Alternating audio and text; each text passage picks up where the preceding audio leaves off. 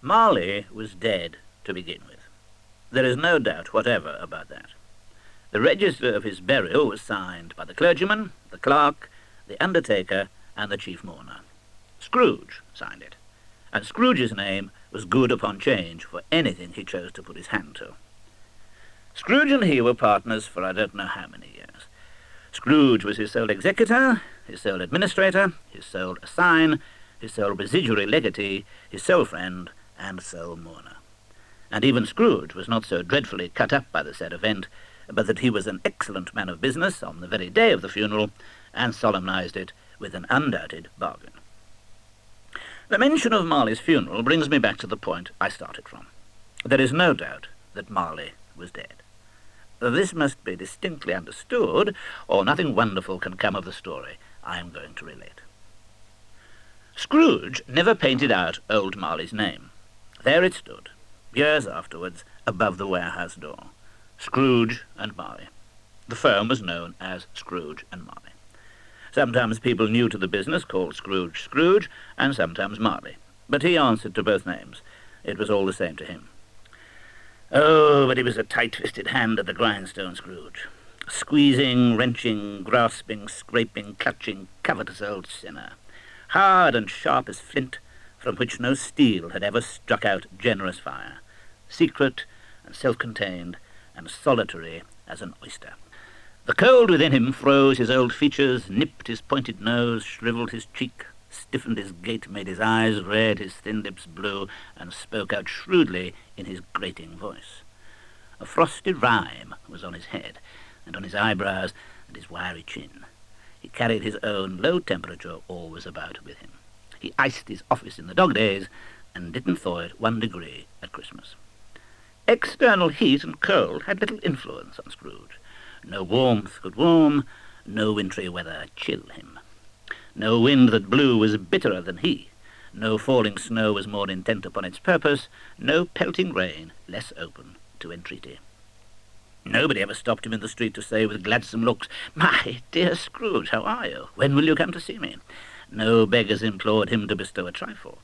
No children asked him what it was o'clock.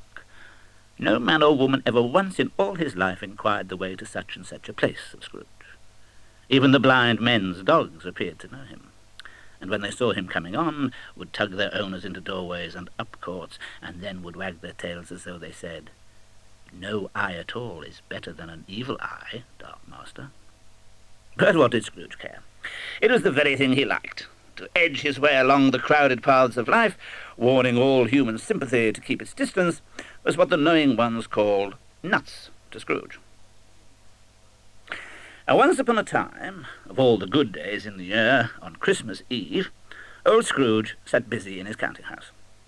It was cold, bleak, biting weather, foggy withal, and he could hear the people in the court outside go wheezing up and down, beating their hands upon their breasts and stamping their feet upon the pavement stones to warm them.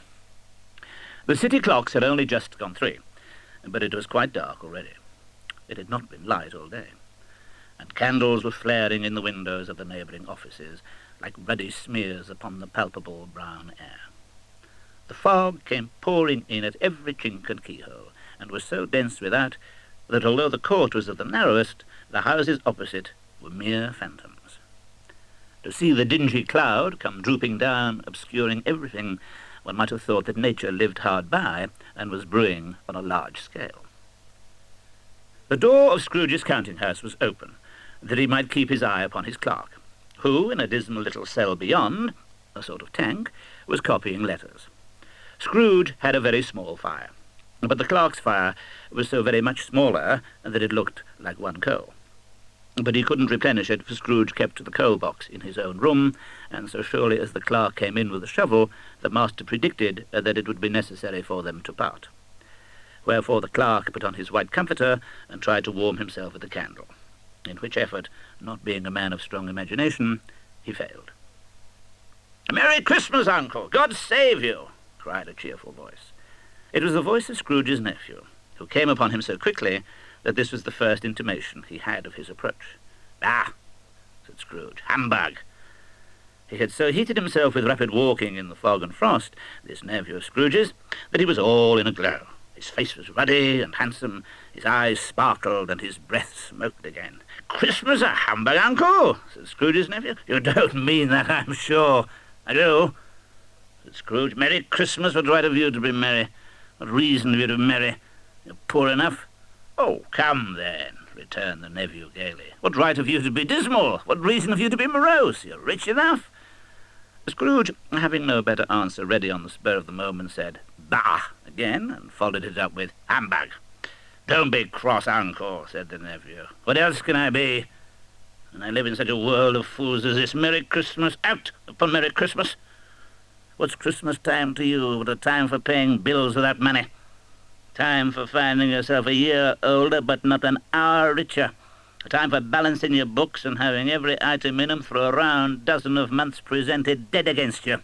If I could have my will, every idiot who goes about with Merry Christmas on his lips should be boiled with his own pudding and buried with a stake of holly through his heart. He should." "Uncle," pleaded the nephew. "Nephew," returned the uncle sternly, "keep Christmas in your own way, and let me keep it in mine." "Keep it? But you don't keep it. Or let me leave it alone, then. Much good may it do you. Much good it has ever done you."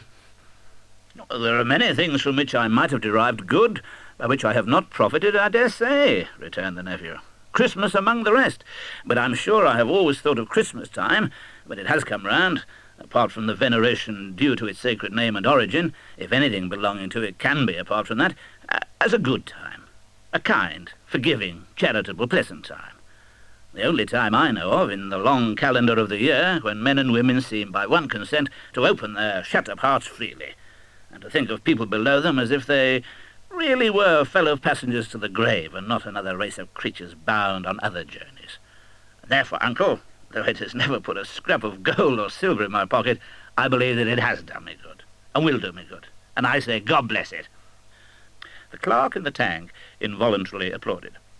Becoming immediately sensible of the impropriety, he poked the fire and extinguished the last frail spark for ever. "Let me hear another sound from you," said Scrooge, "and you'll keep your Christmas balloons in your situation." "Ah, you're quite a powerful speaker, sir," he added, turning to his nephew. "I wonder you don't go into Parliament." "Oh, don't be angry, Uncle. Come, dine with us tomorrow." Scrooge said that he would see him. Yes, indeed, he did. He went the whole length of the expression and said that he would see him in that extremity first. "But why?" cried Scrooge's nephew. "Why? Why did you get married?" "Because I fell in love." "Because you fell in love," growled Scrooge, as if that were the only thing in the world more ridiculous than a Merry Christmas. "Good afternoon." "Oh, nay, Uncle, but you never came to see me before that happened. Why give it as a reason for not coming now? Good afternoon. I want nothing from you. I ask nothing of you. Why cannot we be friends? Good afternoon." "I'm sorry with all my heart to find you so resolute. We have never had any quarrel to which I have been a party, but I have made the trial in homage to Christmas, and I'll keep my Christmas humour to the last. So, a Merry Christmas, Uncle. Good afternoon, and a Happy New Year. Good afternoon." His nephew left the room without an angry word, notwithstanding. He stopped at the outer door to bestow the greetings of the season on the clerk, who, cold as he was warmer than Scrooge, for he returned them cordially. "There's another fellow," muttered Scrooge, who overheard him.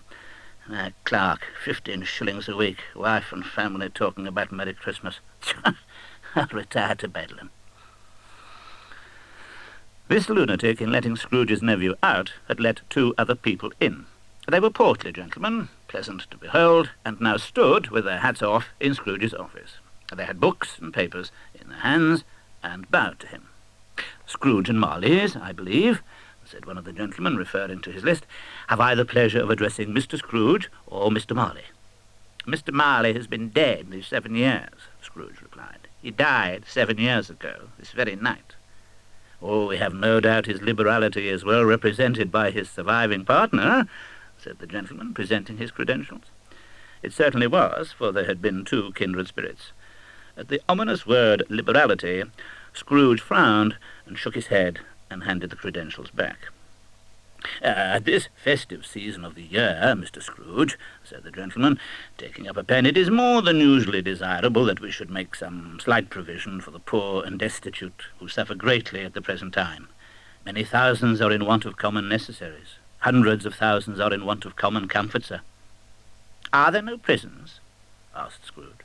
Oh, plenty of prisons, said the gentleman, laying down the pen again. And the union workhouses? Demanded Scrooge. Are they still in operation?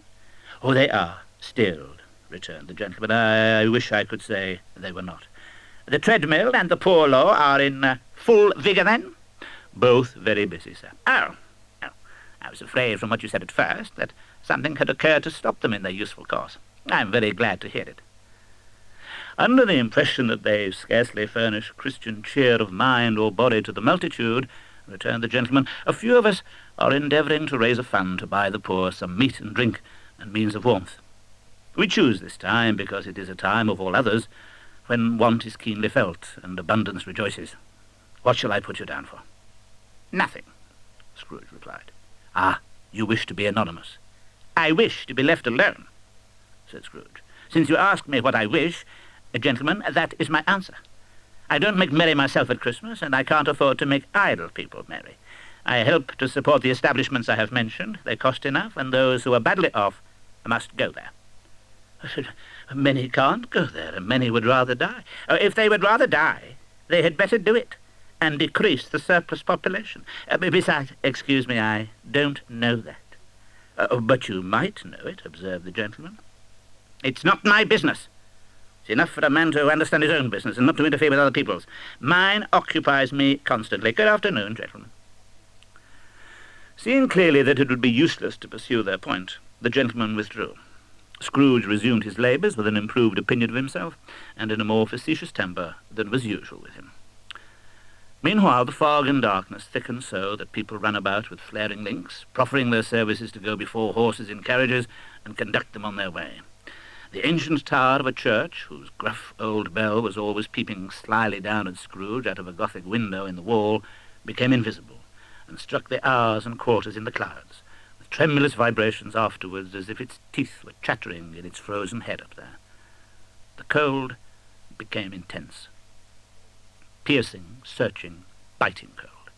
If the good St. Dunstan had but nipped the evil spirit's nose with a touch of such weather as that, instead of using his familiar weapons, then indeed he would have roared to lusty purpose. The owner of one scant young nose, gnawed and mumbled by the hungry cold as bones are gnawed by dogs, stooped down at Scrooge's keyhole to regale him with a Christmas carol. But at the first sound of "God bless you, merry gentlemen, may nothing you dismay," Scrooge seized the ruler with such energy of action that the singer fled in terror, leaving the keyhole to the fog and even more congenial frost. At length, the hour of shutting up the counting-house arrived.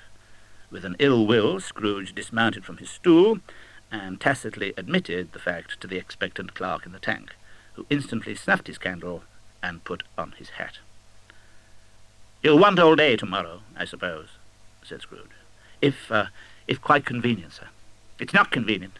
It's not fair. If I was to stop half a crown for it, you'd think yourself ill-used, I'll be bound." The clerk smiled faintly. "And yet you don't think me ill-used when I pay a day's wages for no work?" The clerk observed that it was only once a year. "A poor excuse of picking a man's pocket every 25th of December," said Scrooge, buttoning his greatcoat to the chin. "But I suppose you must have the whole day. Be here all the earlier next morning." The clerk promised that he would, and Scrooge walked out with a growl. Scrooge took his melancholy dinner in his usual melancholy tavern, and having read all the newspapers and beguiled the rest of the evening with his banker's book, went home to bed. He lived in chambers which had once belonged to his deceased partner. They were a gloomy suite of rooms. The yard was so dark that even Scrooge, who knew its every stone, was fain to grope with his hands. The fog and frost so hung about the black old gateway of the house that it seemed as if the genius of the weather sat in mournful meditation on the threshold. Now, it is a fact that there was nothing at all particular about the knocker on the door, except that it was very large. It is also a fact that Scrooge had seen it, night and morning, during his whole residence in that place. Also that Scrooge had as little of what is called fancy about him as any man in the city of London, and even including, which is a bold word, the corporation, alderman, and livery. Let it also be borne in mind that Scrooge had not bestowed one thought on Marley since his last mention of his 7 years dead partner that afternoon, and then let any man explain to me, if he can, how it happened that Scrooge, having his key in the lock of the door, saw in the knocker, without its undergoing any intermediate process of change, not a knocker, but Marley's face. Marley's face. It was not in impenetrable shadow, as the other objects in the yard were, but had a dismal light about it, like a bad lobster in a dark cellar. It was not angry or ferocious, but looked at Scrooge as Marley used to look, with ghostly spectacles turned up on its ghostly forehead. The hair was curiously stirred, as if by breath or hot air, and though the eyes were wide open, they were perfectly motionless. That, and its livid colour, made it horrible. But its horror seemed to be in spite of the face and beyond its control, rather than a part of its own expression. As Scrooge looked fixedly at this phenomenon, it was a knocker again. To say that he was not startled, or that his blood was not conscious of a terrible sensation to which it had been a stranger from infancy, would be untrue. But he put his hand upon the key he had relinquished, turned it sturdily, walked in, and lighted his candle. He did pause with a moment's irresolution before he shut the door, and he did look cautiously behind it first, as if he half expected to be terrified with the sight of Marley's pigtails sticking out into the hall. But there was nothing on the back of the door except the screws and nuts that held the knocker on, so he said, "Oh, pooh, pooh," and closed it with a bang. The sound resounded through the house like thunder. Scrooge was not a man to be frightened by echoes. He fastened the door and walked across the hall and up the stairs, slowly too, trimming his candle as he went. Half a dozen gas lamps out of the street wouldn't have lighted the entry too well, so you may suppose that it was pretty dark with Scrooge's dip. Up Scrooge went, not caring a button for that. Darkness is cheap, and Scrooge liked it. But before he shut his heavy door, he walked through his rooms to see that all was right. He had just enough recollection of the face to desire to do that. Sitting room, bedroom, lumber room. Yes, all as they should be. Nobody under the table, nobody under the sofa. Small fire in the grate, spoon and basin ready, and the little saucepan of gruel upon the hob. Yes. Quite satisfied, he closed his door and locked himself in. Double locked himself in, which was not his custom. Thus secured against surprise, he took off his cravat, put on his dressing-gown and slippers, and his nightcap, and sat down before the fire to take his gruel. It was a very low fire indeed, nothing on such a bitter night. He was obliged to sit close to it and brood over it before he could extract the least sensation of warmth from such a handful of fuel. The fireplace was an old one, built by some Dutch merchant long ago, and paved all round with quaint Dutch tiles, designed to illustrate the scriptures. There were Cains and Abels, Pharaoh's daughters, queens of Sheba, angelic messengers descending through the air on clouds like feather-beds, Abrahams, Belshazzars, apostles putting off to sea in butterboats, hundreds of figures to attract his thoughts. And yet that face of Marley, 7 years dead, came like the ancient prophet's rod and swallowed up the whole. If each smooth tile had been a blank at first, with power to shape some picture on its surface from the disjointed fragments of his thoughts, there would have been a copy of old Marley's head on every one. "Humbug," said Scrooge, and walked across the room. After several turns, he sat down again. As he threw his head back in the chair, his glance happened to rest upon a bell, a disused bell that hung in the room and communicated for some purpose now forgotten with a chamber in the highest story of the building. It was with great astonishment and with a strange, inexplicable dread that as he looked, he saw this bell begin to swing. It swung so softly in the outset that it scarcely made a sound. But soon it rang out loudly, and so did every bell in the house. This might have lasted half a minute or a minute, but it seemed an hour. The bells ceased as they had begun, together. They were succeeded by a clanking noise deep down below, as if some person were dragging a heavy chain over the casks in the wine merchant's cellar.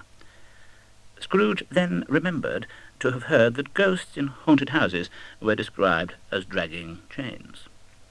The cellar door flew open with a booming sound, and then he heard the noise much louder, on the floors below, then coming up the stairs, then coming straight towards his door. Come back still, I won't believe it. His colour changed, though, when, without a pause, it came on through the heavy door and passed into the room before his eyes. Upon its coming in, the dying flame leapt up as though it cried, "I know him, Marley's ghost," and fell again. The same face, the very same.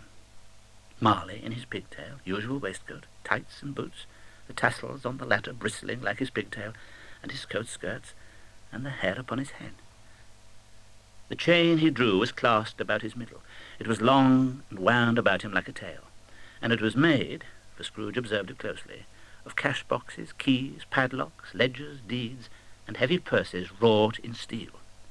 His body was transparent, so that Scrooge, observing him and looking through his waistcoat, could see the 2 buttons on his coat behind. Scrooge had often heard it said that Marley had no bowels, but he had never believed it until now.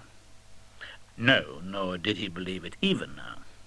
Though he looked the phantom through and through and saw it standing before him, though he felt the chilling influence of its death-cold eyes, and marked the very texture of the folded kerchief bound about its head and chin, which wrapper he had not observed before, he was still incredulous, and fought against his senses. "How now?" said Scrooge, caustic and cold as ever. What do you want with me?" "Much." Marley's voice, no doubt about it. "Who are you?" "Ask me who I was." "Who were you, then?" said Scrooge, raising his voice. "In life, I was your partner, Jacob Marley." Can you sit down?" asked Scrooge, looking doubtfully at him. "I can." "Do it, then." The ghost sat down on the opposite side of the fireplace, as if he were quite used to it. "You don't believe in me," observed the ghost. "I don't," said Scrooge. "What evidence would you have of my reality, beyond that of your senses?" I don't know." "Why do you doubt your senses?" "And because a little thing affects them. A slight disorder of the stomach makes them cheat.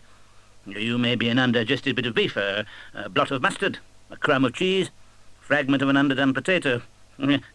There's more of gravy than of grave about you, whatever you are." Scrooge was not much in the habit of cracking jokes, nor did he feel in his heart by any means waggish then. The truth is that he tried to be smart as a means of distracting his own attention and keeping down his terror, for the spectre's voice disturbed the very marrow in his bones. You see this toothpick?" said Scrooge, returning quickly to the charge, for the reason just assigned, and wishing, though it were only for a second, to divert the vision's stony gaze from himself. "I do." You're not looking at it."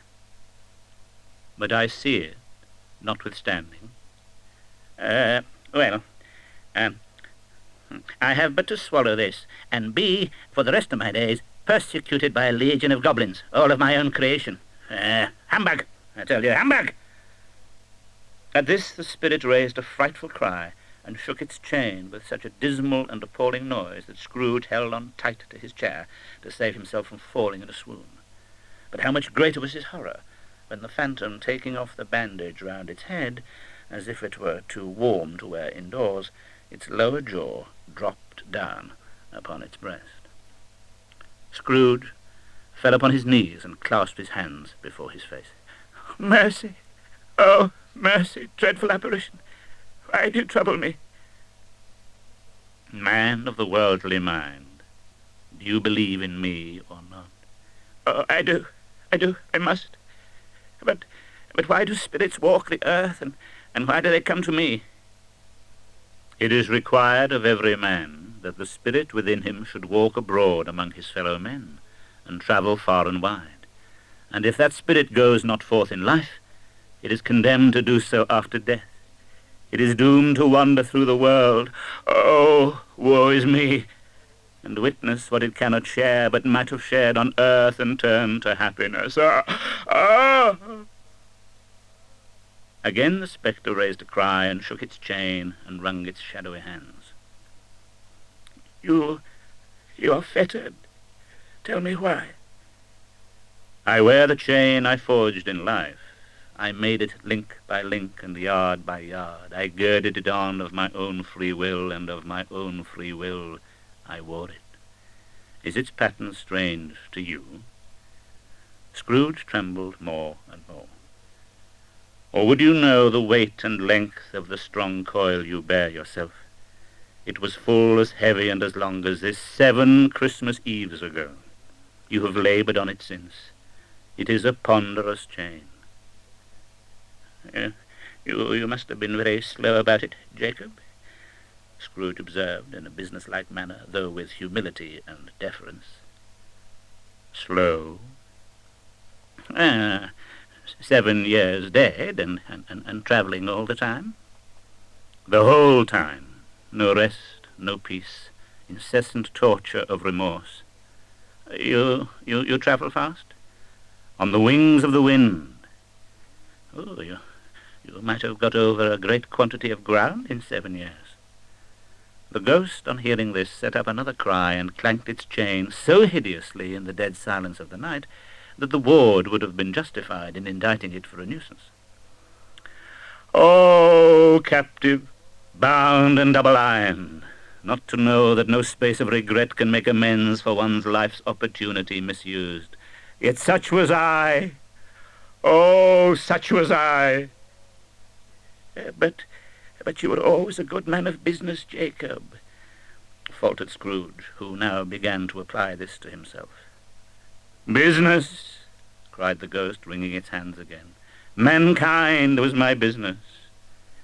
It held up its chain at arm's length, as if that were the cause of all its unavailing grief, and flung it heavily upon the ground again. At this time of the rolling year I suffer most. Why did I walk through crowds of fellow beings with my eyes turned down, and never raise them to that blessed star which led the wise men to a poor abode? Were there no poor homes to which its light would have conducted me? Scrooge was very much dismayed to hear the spectre going on at this rate, and began to quake exceedingly. Hear me! My time is nearly gone. I will, said Scrooge. But don't be hard upon me.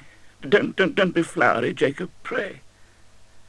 How it is that I appear before you in a shape that you can see, I may not tell. I have sat invisible beside you many and many a day. It was not an agreeable idea. Scrooge shivered and wiped the perspiration from his brow. That is no light part of my penance. I am here tonight to warn you that you have yet a chance and hope of escaping my fate. A chance and hope of my procuring, Ebenezer. Oh, you're always a good friend to me. Oh, thank you. You will be haunted by 3 spirits. Scrooge's countenance fell almost as low as the ghost's had done. Is that the chance and hope you mentioned, Jacob? He demanded in a faltering voice. It is. Oh, I think I'd rather not. Without their visits, you cannot hope to shun the path I tread. Expect the first tomorrow when the bell tolls 1. Couldn't I take them all at once and have it over, Jacob? Expect the second on the next night at the same hour, the third upon the next night when the last stroke of 12 has ceased to vibrate. Look to see me no more, and look that for your own sake you remember what has passed between us. When it had said these words, the spectre took its wrapper from the table and bound it round its head as before. Scrooge knew this by the smart sound its teeth made when the jaws were brought together by the bandage. He ventured to raise his eyes again and found his supernatural visitor confronting him in an erect attitude, with its chain wound over and about its arm. The apparition walked backward from him, and at every step it took, the window raised itself a little, so that when the spectre reached it, it was wide open. It beckoned Scrooge to approach, which he did. When they were within 2 paces of each other, Marley's ghost held up its hand, warning him to come no nearer. Scrooge stopped, and the ghost of Marley disappeared. Scrooge closed the window and examined the door by which the ghost had entered. It was double-locked, as he had locked it with his own hands, and the bolts were undisturbed.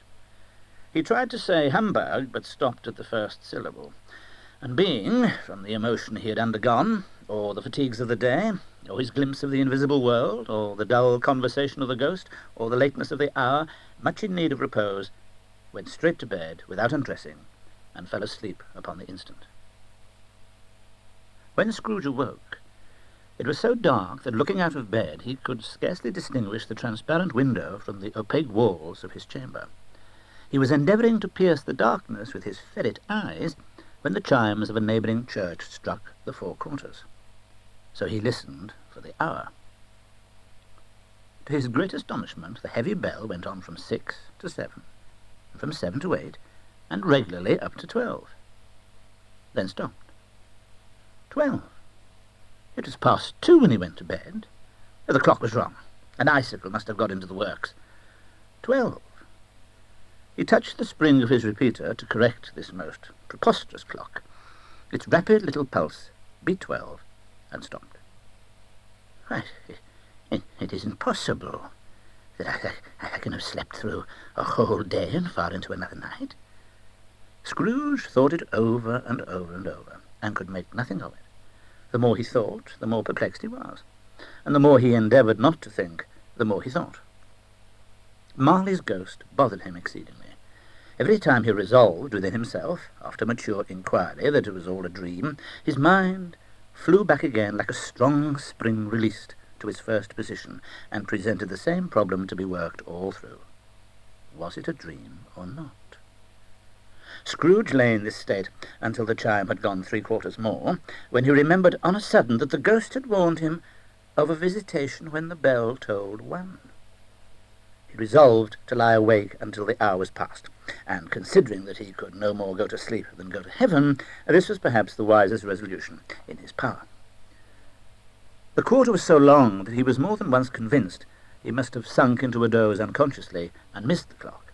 At length it broke upon his listening ear. Ding-dong. 1/4 past, said Scrooge, counting. Ding-dong. 1/2 past, said Scrooge. Ding-dong. 1/4 to it. Ding-dong. The hour itself, said Scrooge triumphantly. Ha! And nothing else. He spoke before the hour bell sounded, which it now did with a deep, dull, hollow, melancholy 1. Light flashed up in the room upon the instant, and the curtains of his bed were drawn aside. Not the curtains at his feet, nor the curtains at his back, but those to which his face was addressed. And Scrooge, starting up into a half-recumbent attitude, found himself face to face with the unearthly visitor who drew them. It was a strange figure. Its hair, which hung about its neck and down its back, was white as if with age, and yet the face had not a wrinkle in it, and the tenderest bloom was on the skin. It wore a tunic of the purest white, and round its waist was bound a lustrous belt, the sheen of which was beautiful.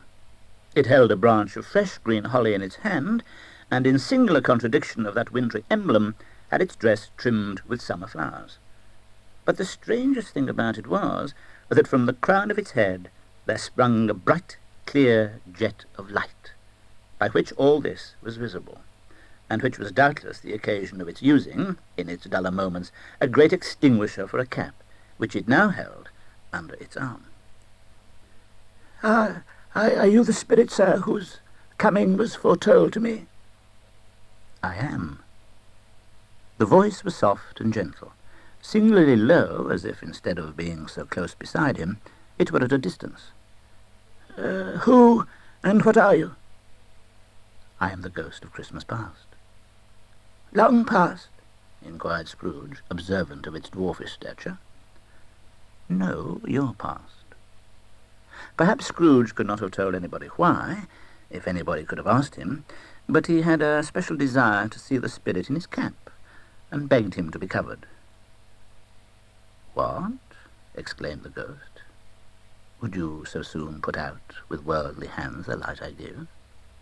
Is it not enough that you are one of those whose passions made this cap, and force me through whole trains of years to wear it low upon my brow?" Scrooge reverently disclaimed all intention to offend, or any knowledge of having wilfully bonneted the spirit at any period of his life. He then made bold to inquire what business brought him there. "Your welfare. Take heed." It put out its strong hand as it spoke, and clasped him gently by the arm. "Rise and walk with me." The grasp, though gentle as a woman's hand, was not to be resisted. He rose, but finding that the spirit made toward the window, clasped his robe in supplication. "Ah, I am a mortal," Scrooge remonstrated, "and liable to fall." "Bear but a touch of my hand, there," said the spirit, laying it upon his heart, "and you shall be upheld in more than this." As the words were spoken, they passed through the wall and stood upon an open country road with fields on either hand. The city had entirely vanished.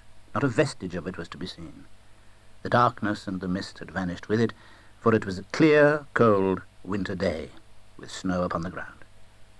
"Good heaven!" said Scrooge, clasping his hands together as he looked about him. I was bred in this place.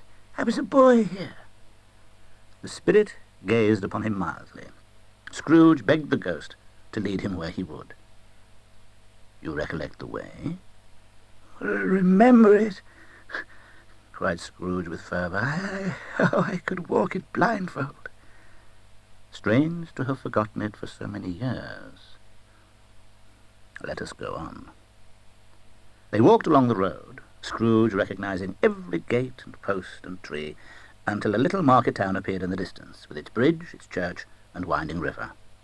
Some shaggy ponies now were seen trotting towards them with boys upon their backs, who called to other boys in country gigs and carts driven by farmers. These are but shadows of the things that have been. They have no consciousness of us. Scrooge knew and named them every one. Why was he rejoiced beyond all bounds to see them? Why did his cold eye glisten and his heart leap up as they went past? Why was he filled with gladness when he heard them give each other Merry Christmas, as they parted at crossroads and byways for their several homes? What was Merry Christmas to Scrooge? Out upon Merry Christmas. What good had it ever done to him? The school is not quite deserted. A solitary child, neglected by his friends, is left there still, said the ghost. Scrooge said he knew it, and he sobbed. They left the high road by a well-remembered lane, and soon approached a mansion of dull red brick, with a little weathercock-surmounted cupola on the roof, and a bell hanging in it. Entering the dreary hall, and glancing through the open doors of many rooms, they found them poorly furnished, cold, and vast. They went, the ghost and Scrooge, across the hall to a door at the back of the house. It opened before them, and disclosed a long, bare, melancholy room, made barer still by lines of plain deal forms and desks. At one of these, a lonely boy was reading near a feeble fire, and Scrooge sat down upon a form, and wept to see his poor forgotten self as he used to be. With a rapidity of transition very foreign to his usual character, he said, in pity for his former self, "Oh, poor boy," and cried anew. I wish... Scrooge muttered, putting his hand in his pocket and looking about him after drying his eyes with his cuff. But it's too late now." "What is the matter?" Nothing. There was a boy singing a Christmas carol at my door last night. I should like to have given him something, that's all." The ghost smiled thoughtfully and waved its hand, saying as it did so, "Let us see another Christmas." Scrooge's former self grew larger at the words, and the room became a little darker and more dirty. There he was, all alone again, when all the other boys had gone home for the jolly holidays. He was not reading now, but walking up and down despairingly. Scrooge looked at the ghost, and with a mournful shaking of his head, glanced anxiously towards the door. It opened, and a little girl, much younger than the boy, came darting in and putting her arms about his neck and often kissing him, addressed him as her dear, dear brother. "I have come to bring you home, dear brother," said the child, clapping her tiny hands and bending down to laugh. "To bring you home. Oh, home, home." "Home, little Fan?" returned the boy. "Yes," said the child, brimful of glee. "Home for good and all. Home for ever and ever. Father is so much kinder than he used to be, that home's like heaven. He spoke so gently to me one dear night when I was going to bed that I was not afraid to ask him once more if you might come home. And he said, 'Yes, you should,' and sent me in a coach to bring you. And you're to be a man," said the child, opening her eyes, "and are never to come back here, but first we're to be together all the Christmas long and have the merriest time in all the world." "Oh, you're quite a woman, little Fan," exclaimed the boy. She clapped her hands and laughed and tried to touch his head, but being too little, laughed again and stood on tiptoe to embrace him. Then she began to drag him in her childish eagerness towards the door, and he, nothing loath to go, accompanied her. Always a delicate creature whom a breath might have withered, but she had a large heart. Oh, so she had. You're right, Ghost. I will not gainsay it, Spirit. God forbid. She died a woman, and had, as I think, children. One child. True. Your nephew. Scrooge seemed uneasy in his mind, and answered briefly, "Yes." Although they had but that moment left the school behind them, they were now in the busy thoroughfares of a city. It was made plain enough by the dressing of the shops that here too it was Christmas time again. But it was evening, and the streets were lighted up.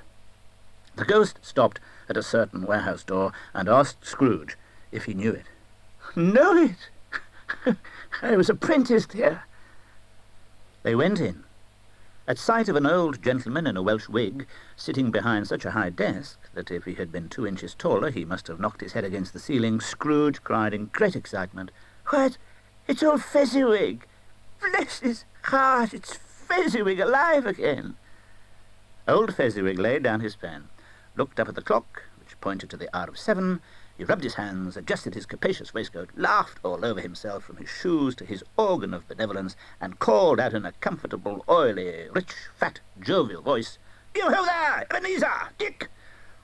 Scrooge's former self, now grown a young man, came briskly in, accompanied by his fellow apprentice. "Dick Wilkins, to be sure," said Scrooge to the ghost. "Go, bless me, yes. There he is. Oh, he was very much attached to me, was Dick. Oh, poor Dick, dear. "You ho, my boys," said Fezziwig. "No more work tonight. Christmas Eve, Dick. Christmas, Ebenezer. Let's have the shutters up," cried old Fezziwig with a sharp clap of his hands, "before a man can say Jack Robinson." You wouldn't believe it how those two fellows went at it.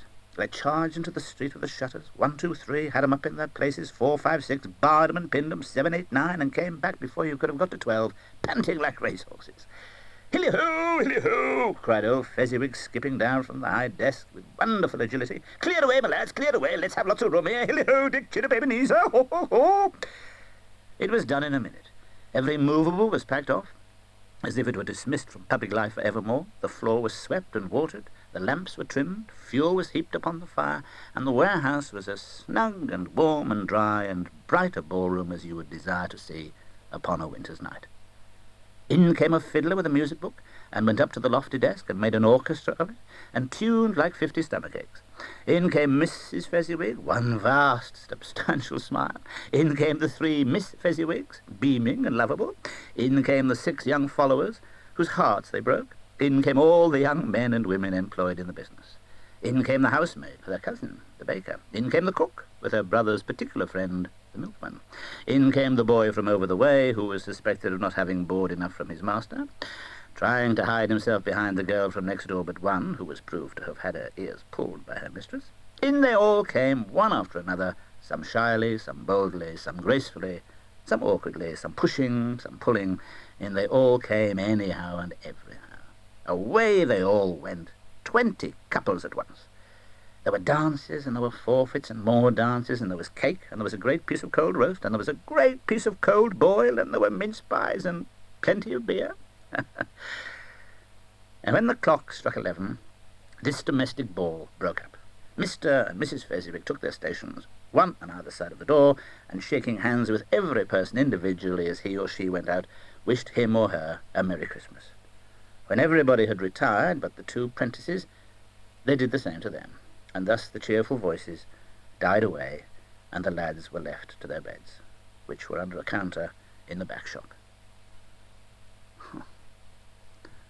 A small matter to make these silly folks so full of gratitude, said the ghost. Small? Echoed Scrooge. The spirit signed to him to listen to the 2 apprentices, who were pouring out their hearts in praise of Fezziwig, and when he had done so, said, Why is it not? He has spent but a few pounds of your mortal money, 3 or 4 perhaps. Is that so much that he deserves this praise? It isn't that, said Scrooge, heated by the remark, and speaking unconsciously like his former, not his latter self. It isn't that, Spirit. He has the power to render us happy or unhappy, to make our service light or burdensome, a pleasure or a toil. I say that his power lies in words and looks, in things so slight and insignificant that it is impossible to add and count them. But what then? The happiness he gives is quite as great as if it cost a fortune.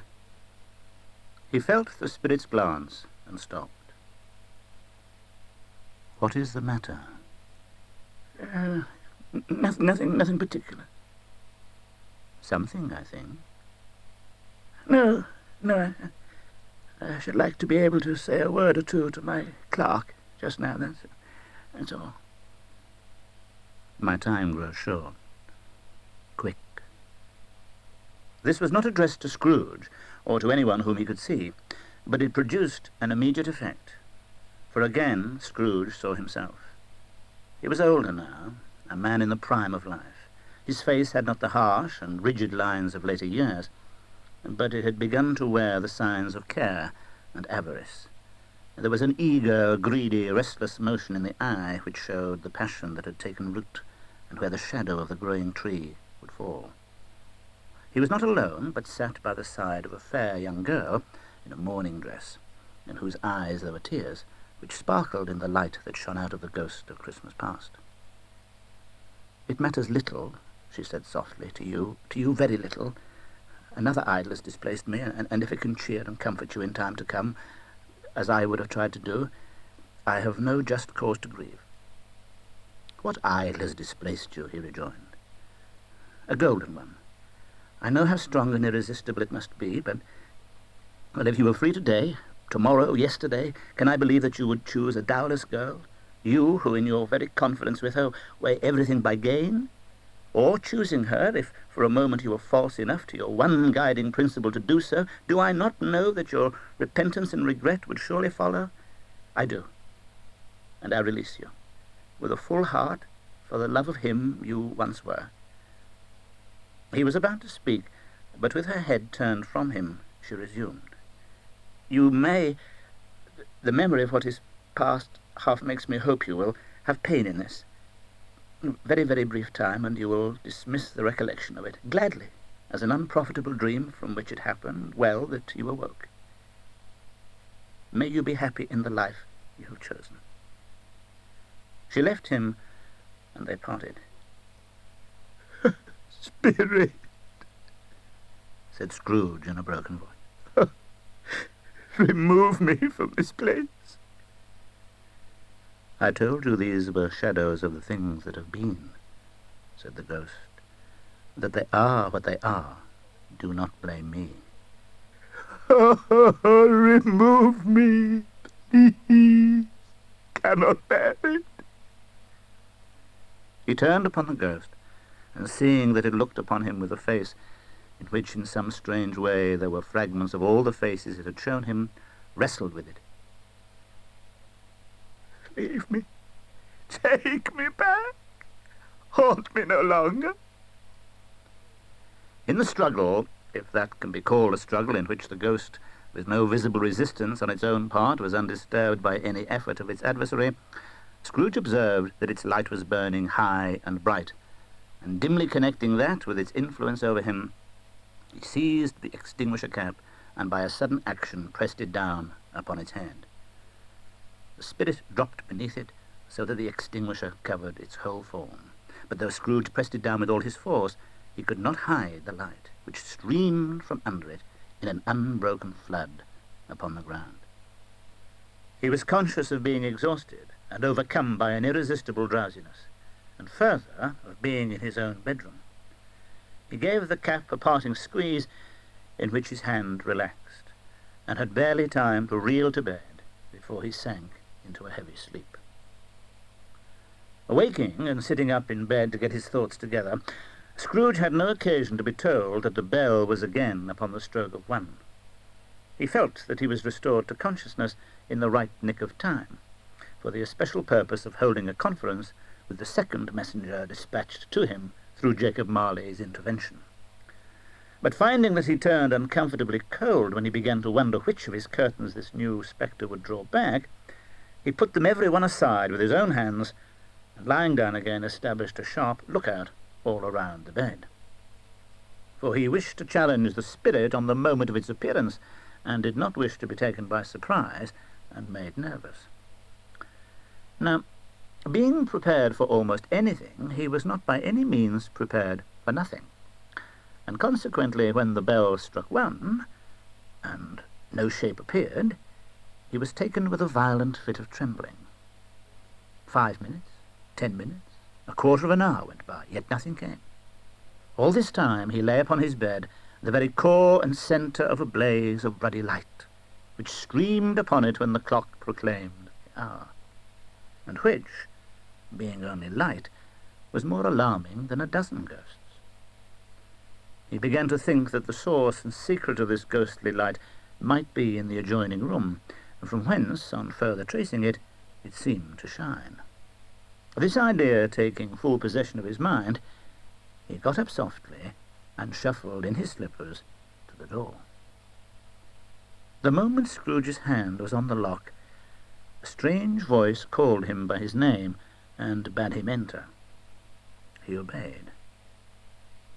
Heaped up on the floor, to form a kind of throne, were turkeys, geese, game, poultry, brawn, great joints of meat, sucking pigs, long wreaths of sausages, mince pies, plum puddings, barrels of oysters, red-hot chestnuts, cherry-cheeked apples, juicy oranges, luscious pears, immense twelfth cakes, and seething bowls of punch that made the chamber dim with their delicious steam.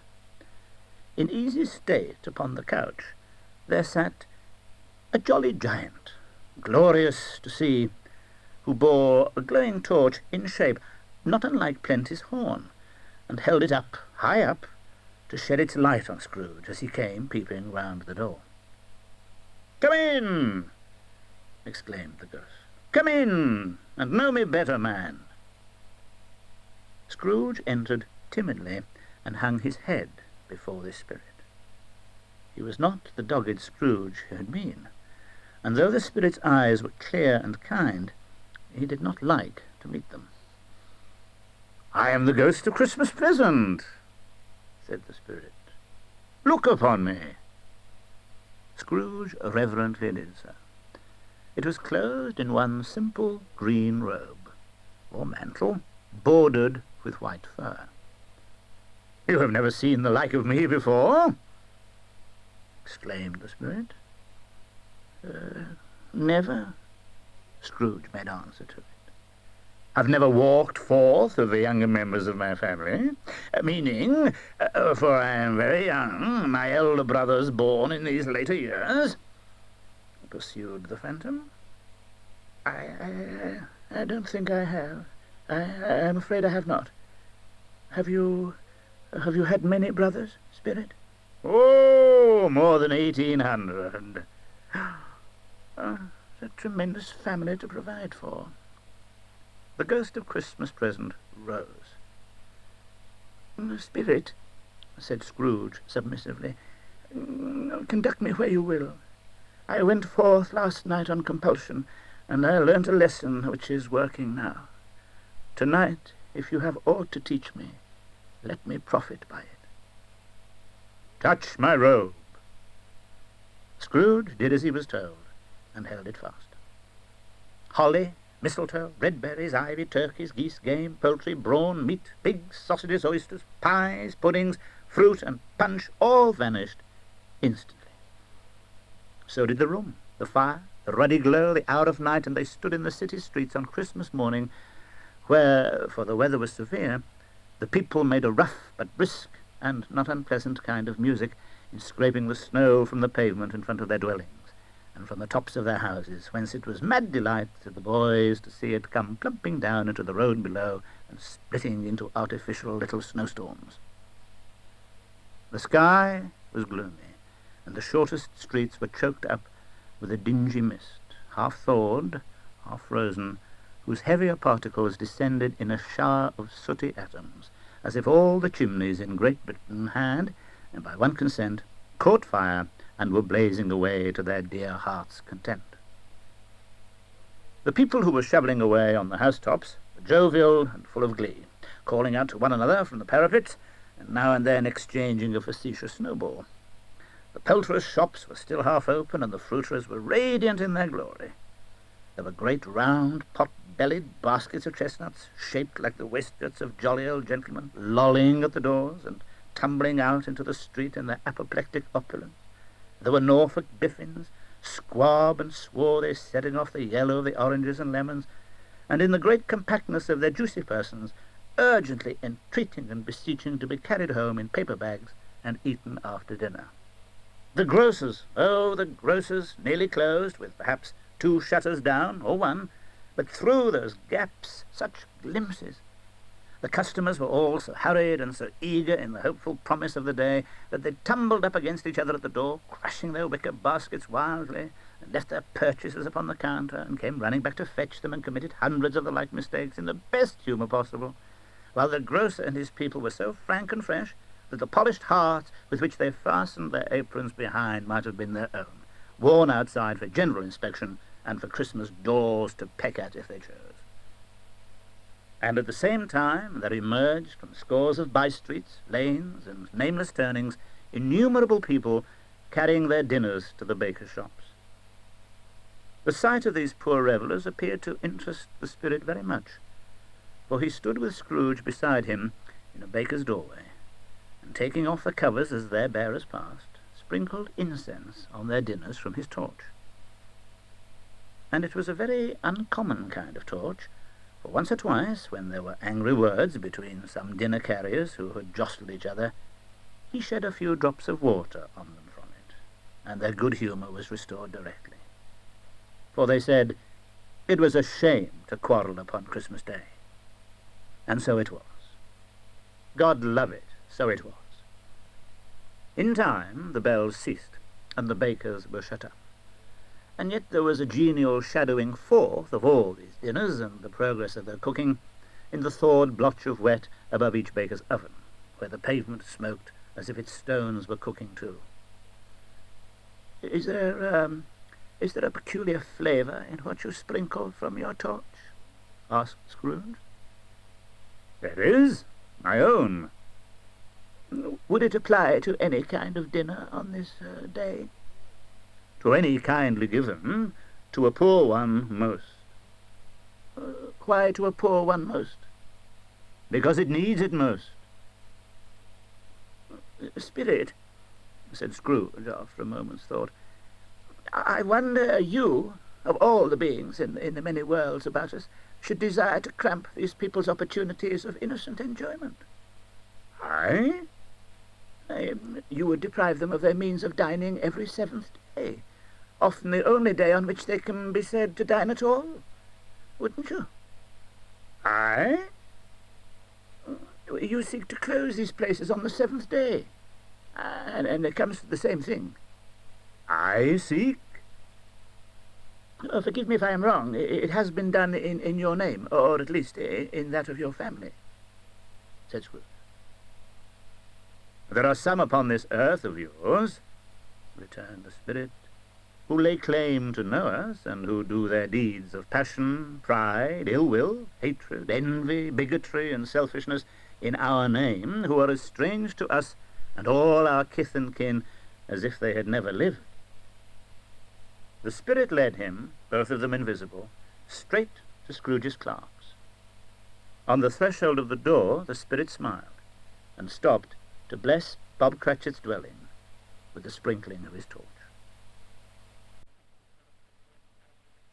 Then up rose Mrs. Cratchit, Cratchit's wife, dressed out but poorly in a twice-turned gown, but brave in ribbons, which are cheap and make a goodly show for sixpence. And she laid the cloth, assisted by Belinda Cratchit, second of her daughters, also brave in ribbons, while Master Peter Cratchit plunged a fork into the saucepan of potatoes. And now two smaller Cratchits, boy and girl, came tearing in, screaming that outside the baker's they had smelt the goose and known it for their own. And basking in luxurious thoughts of sage and onion, these young Cratchits danced about the table. "What has ever got your precious father, then?" said Mrs. Cratchit. "And your brother Tiny Tim? And Martha weren't as late last Christmas Day by half an hour." "Here's Martha, mother," said a girl, appearing as she spoke. "Here's Martha, mother," cried the two young Cratchits. "Hurrah, hurrah! Oh, there's such a goose, Martha!" "Why, bless your heart alive, my dear, how late you are," said Mrs. Cratchit, kissing her a dozen times and taking off her shawl and bonnet with officious zeal. "We'd a deal of work to finish up last night," replied the girl, "and had to clear away this morning, mother." "Oh, well, never mind, so long as you are come," said Mrs. Cratchit. "Sit you down before the fire, my dear. Have a warm, Lord bless you." No, there's father coming," cried the two young Cratchits, who were everywhere at once. "Hide, Martha, hide!" So Martha hid herself, and in came Bob, the father, with Tiny Tim upon his shoulder. Alas for Tiny Tim, he bore a little crutch, and had his limbs supported by an iron frame. "Why, where's our Martha?" cried Bob Cratchit, looking round. "Not coming," said Mrs. Cratchit. "Not coming upon Christmas Day?" Martha didn't like to see him disappointed, if it were only in joke, so she came out prematurely from behind the closet door and ran into his arms, while the two young Cratchits hustled Tiny Tim and bore him off into the wash-house, that he might hear the pudding singing in the copper. "And how did little Tim behave?" asked Mrs. Cratchit, when Bob had hugged his daughter to his heart's content. "Oh, as good as gold," said Bob, "and better. Somehow he gets thoughtful, sitting by himself so much, and thinks the strangest things you ever heard. He told me, coming home, that he hoped the people saw him in the church, because he was a cripple, and it might be pleasant to them to remember upon Christmas Day who made lame beggars walk and blind men see." The active little Cratchit was heard upon the floor, and back came Tiny Tim before another word was spoken, escorted by his brother and sister to his stool before the fire. And while Bob, turning up his cuffs, as if, poor fellow, they were capable of being made more shabby, compounded some hot mixture in a jug with gin and lemons, and stirred it round and put it on the hob to simmer, Master Peter and the two ubiquitous young Cratchits went to fetch the goose, with which they soon returned in high procession. Such a bustle ensued that you might have thought a goose the rarest of all birds, a feathered phenomenon, to which a black swan was a matter of course. And in truth it was something very like it in that house. At last the dishes were set on, and grace was said. There never was such a goose. Bob said he didn't believe there ever was such a goose cooked. Its tenderness and flavour, size and cheapness were the themes of universal admiration. Eked out by apple sauce and mashed potatoes, it was a sufficient dinner for the whole family. Indeed, as Mrs. Cratchit said with great delight, surveying one small atom of a bone upon the dish, they hadn't ate it all, yet every one had had enough. And the youngest Cratchit in particular was steeped in sage and onion to the eyebrows. But now, the plates being changed by Miss Belinda, Mrs. Cratchit left the room to take the pudding up. In half a minute she entered, flushed but smiling proudly, bearing the pudding like a speckled cannonball, so hard and firm, blazing in half a quartern of ignited brandy, and bedecked with Christmas holly stuck into the top. "Oh, a wonderful pudding," Bob Cratchit said, and calmly too, that he regarded it as the greatest success achieved by Mrs. Cratchit since their marriage. At last the dinner was all done. The cloth was cleared, the hearth swept, and the fire made up. The compound in the jug being tasted and considered perfect, apples and oranges were put upon the table, and a shovelful of chestnuts on the fire. Then all the Cratchit family drew round the hearth, in what Bob Cratchit called a circle, meaning half a one, and at Bob Cratchit's elbows stood the family display of glass, 2 tumblers and a custard cup without a handle. These held the hot stuff from the jug, however, as well as golden goblets would have done, and Bob served it out with beaming looks, while the chestnuts on the fire sputtered and cracked noisily. Then Bob proposed, "A Merry Christmas to us all, my dears. God bless us," which all the family re-echoed. "God bless us, everyone," said Tiny Tim, the last of all. He sat very close to his father's side upon his little stool. Bob held his withered little hand in his, as if he loved the child and wished to keep him by his side, and dreaded that he might be taken from him. "Spirit," said Scrooge, with an interest he had never felt before, "tell me if Tiny Tim will live." "I see a vacant seat," replied the ghost, "in the poor chimney corner, and a crutch without an owner carefully preserved. If these shadows remain unaltered by the future, the child will die." "Oh, no, kind spirit, no, say he will be spared." "If these shadows remain unaltered by the future, none other of my race will find him here. What then? If he be like to die, he had better do it, and decrease the surplus population." Scrooge hung his head to hear his own words quoted by the spirit, and was overcome with penitence and grief. He raised it speedily on hearing his own name. "Mr. Scrooge," said Bob. "I'll give you Mr. Scrooge, the founder of the feast." "Oh, founder of the feast, indeed," cried Mrs. Cratchit, reddening. "I wish I'd him here. I'll give him a piece of my mind to feast upon, and I hope he'd have a very good appetite for it." "Oh, my dear," said Bob, "the children, Christmas Day." "Oh, it should be Christmas Day, I'm sure, on which one drinks the health of such an odious, stingy, hard, unfeeling man as Mr. Scrooge. You know he is, Robert. Nobody knows it better than you do, you poor fellow." "Oh, my dear," was Bob's mild answer, "Christmas Day." "Well, I'll drink his health for your sake and the day's. Not for his. Long life to him. Merry Christmas and Happy New Year. He'd be very merry and very happy, I have no doubt."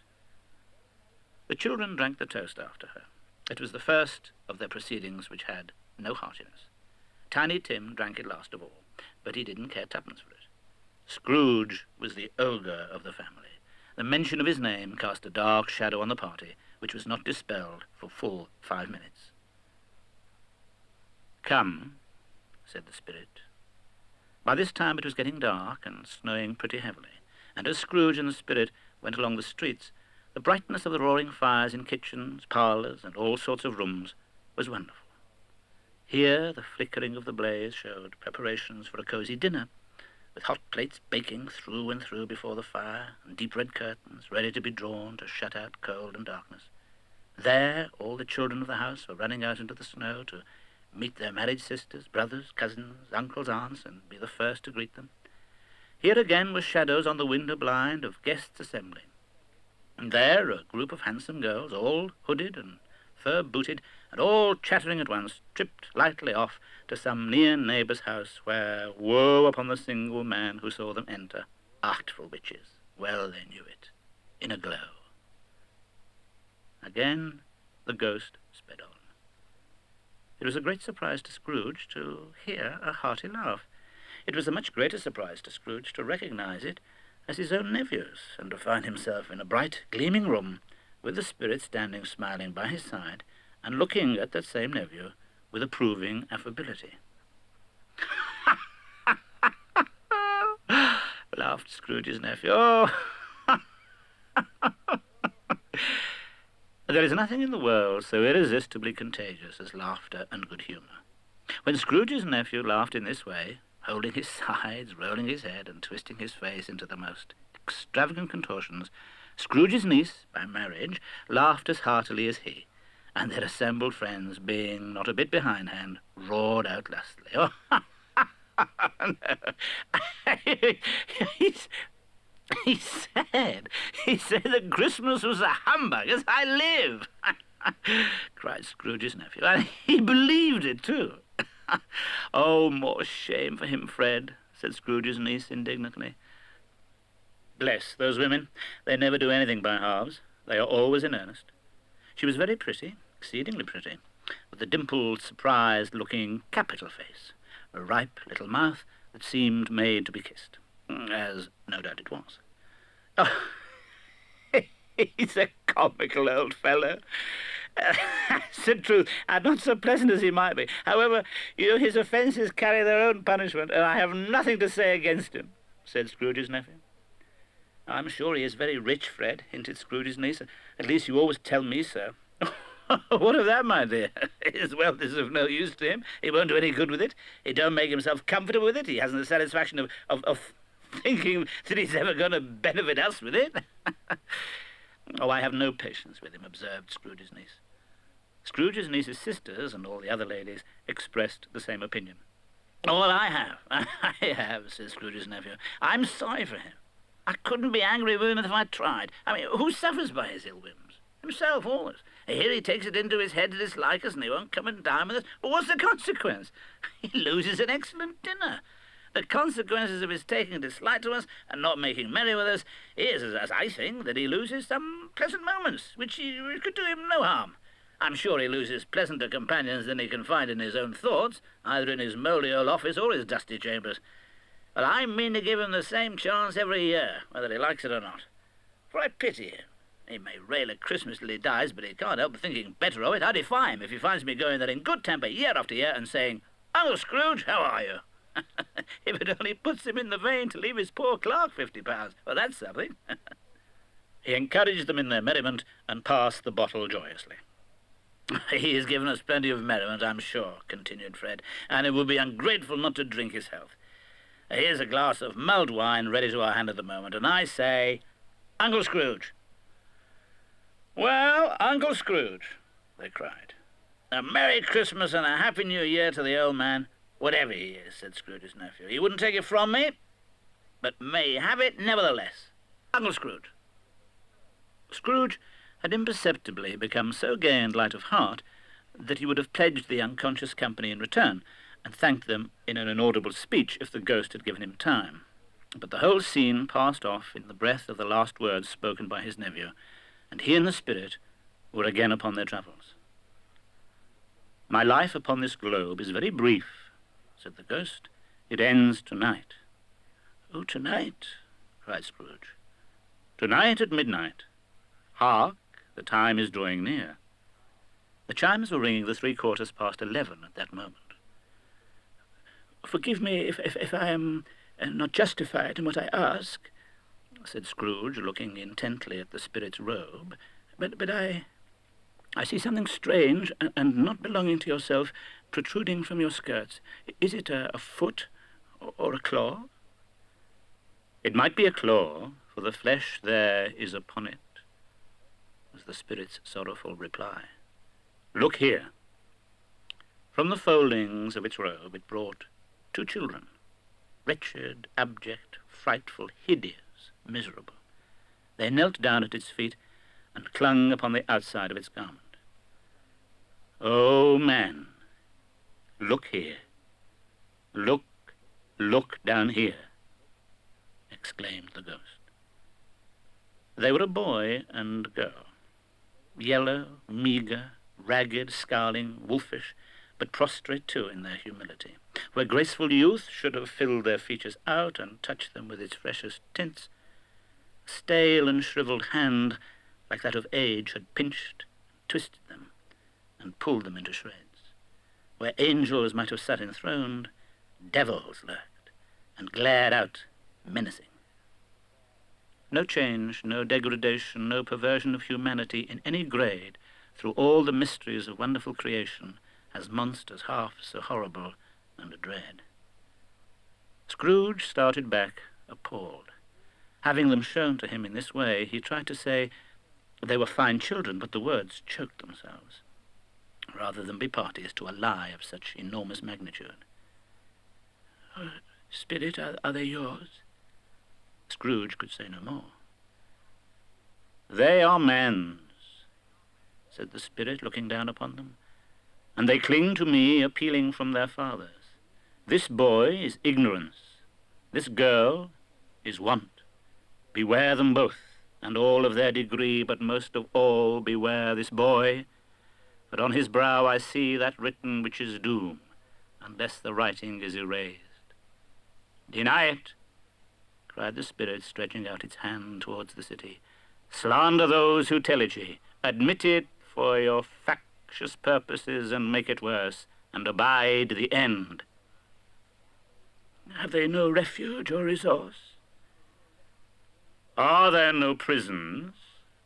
said the spirit, turning on him for the last time with his own words. "Are there no workhouses?" The bell struck 12. Scrooge looked about him for the ghost, and saw it not. As the last stroke ceased to vibrate, he remembered the prediction of old Jacob Marley, and lifting up his eyes beheld a solemn phantom, draped and hooded, coming like a mist along the ground towards him. The phantom slowly, gravely, silently approached. When it came near him, Scrooge bent down upon his knees, for in the very air through which this spirit moved, it seemed to scatter gloom and mystery. It was shrouded in a deep black garment which concealed its head, its face, its form, and left nothing of it visible save one outstretched hand. But for this, it would have been difficult to detach its figure from the night and separate it from the darkness by which it was surrounded. He felt that it was tall and stately when it came beside him, and that its mysterious presence filled him with a solemn dread. He knew no more, for the spirit neither spoke nor moved. I am in the presence of the ghost of Christmas yet to come. The spirit answered not, but pointed onward with its hand. You are about to show me shadows of the things that have not happened, but will happen in the time before us. Is that so, spirit? The upper portion of the garment was contracted for an instant in its folds, as if the spirit had inclined its head, and that was the only answer he received. Although well used to ghostly company by this time, Scrooge feared the silent shape so much that his legs trembled beneath him, and he found that he could hardly stand when he prepared to follow it. Ghost of the future, I fear you more than any spectre I have seen, but as I know your purpose is to do me good, and as I hope to live to be another man from what I was, I am prepared to bear your company, and do it with a thankful heart. Will you not speak to me? It gave him no reply. The hand was pointed straight before them. Lead on. Lead on. The night is waning fast, and it is precious time to me, I know. Oh, lead on, spirit! The phantom moved away as it had come towards him. Scrooge followed in the shadow of its dress, which bore him up, he thought, and carried him along. They scarcely seemed to enter the city, for the city rather seemed to spring up about them and encompass them of its own act. But there they were, in the heart of it, on 'change amongst the merchants, who hurried up and down and chinked the money in their pockets and conversed in groups and looked at their watches and trifled thoughtfully with their great gold seals and so forth, as Scrooge had seen them often. The spirit stopped beside one little knot of businessmen. Observing that the hand was pointed to them, Scrooge advanced to listen to their talk. "Oh, no," said a great fat man with a monstrous chin. I don't know much about it either way. I only know he's dead." "When did he die?" inquired another. "Oh, last night, I believe." "Why, what was the matter with him?" asked a third, taking a vast quantity of snuff out of a very large snuff-box. I thought he'd never die." "God knows," said the first, with a yawn. "What's he done with his money?" asked a red-faced gentleman with a pendulous excrescence on the end of his nose that shook like the gills of a turkey-cock. "I haven't heard," said the man with a large chin, yawning again. Left it to his company, perhaps. Hasn't left it to me. That's all I know. This pleasantry was received with a general laugh. It's likely to be a very cheap funeral, said the same speaker, for upon my life I don't know of anybody to go to it. Another laugh. Speakers and listeners strolled away and mixed with other groups. Scrooge knew the men and looked towards the spirit for an explanation. The phantom glided on into a street. Its finger pointed to two persons meeting. Scrooge listened again, thinking that the explanation might lie here. He knew these men also, perfectly. They were men of business, very wealthy and of great importance. He had made a point always of standing well in their esteem. "Well," said the first, "old Scratch has got his own at last, eh?" "So I'm told," returned the second. "It's cold, isn't it?" Not another word. That was their meeting, their conversation, and their parting. Scrooge was at first inclined to be surprised that the spirit should attach importance to conversations apparently so trivial, nor could he think of anyone immediately connected with himself to whom he could apply them. But he resolved to observe the shadow of himself when it appeared, for he had an expectation that the conduct of his future self would give him the clue he missed, and would render the solution of these riddles easy. He looked about in that very place for his own image, but another man stood in his accustomed corner, and though the clock pointed to his usual time of day for being there, he saw no likeness of himself among the multitudes that poured in through the porch. Quiet and dark, beside him stood the phantom, with its outstretched hand. When he roused himself from his thoughtful quest, he fancied, from the turn of the hand and its situation in reference to himself, that the unseen eyes were looking at him keenly. It made him shudder and feel very cold. They left the busy scene and went into an obscure part of the town, where Scrooge had never penetrated before, although he recognized its situation and its bad repute. The ways were foul and narrow, the shops and houses wretched, the people half-naked, drunken, slipshod, ugly. Alleys and archways, like so many cesspools, disgorged their offences of smell and dirt and life upon the straggling streets, and the whole quarter reeked with crime, with filth, and misery. For in this den of infamous resort there was a low-browed, beetling shop below a penthouse roof, where iron, old rags, bottles, bones, and greasy offal were bought. Upon the floor within were piled up heaps of rusty keys, nails, chains, hinges, files, scales, weights, and refuse iron of all kinds. Secrets that few would like to scrutinize were bred and hidden in mountains of unseemly rags, masses of corrupted fat, and sepulchres of bones. Sitting in among the wares he dealt in, by a charcoal stove made of old bricks, was a grey-haired rascal nearly 70 years of age, who had screened himself from the cold air without by a frowsy curtaining of miscellaneous tatters hung upon a line, and smoked his pipe in all the luxury of calm retirement. Scrooge and the phantom came into the presence of this man just as a woman with a heavy bundle slunk into the shop. But she had scarcely entered when another woman, similarly laden, came in too, and she was closely followed by a man in faded black, who was no less startled by the sight of them than they had been upon the recognition of each other. After a short period of blank astonishment, in which the old man with his pipe had joined them, they all three burst into a laugh. "Oh, let the charwoman alone to be the first," cried she who had entered first. "Let the laundress alone to be the second, and let the undertaker's man alone to be the third. Look here, old Joe, here's a chance, if we haven't all three met here without meaning it." "You couldn't have met in a better place," said old Joe, removing his pipe from his mouth. "Come into the parlour. You were made free of it long ago, you know, and the other two ain't strangers. Just a minute, stop till I shut the door of the shop. Oh, it squeaks. There ain't such a rusty bit of metal in the place as its own hinges, I believe. And I'm sure there's no such old bones here as mine, eh? We're all suitable to our calling. We're well matched. Come into the parlour." The parlour was the space behind the screen of rags.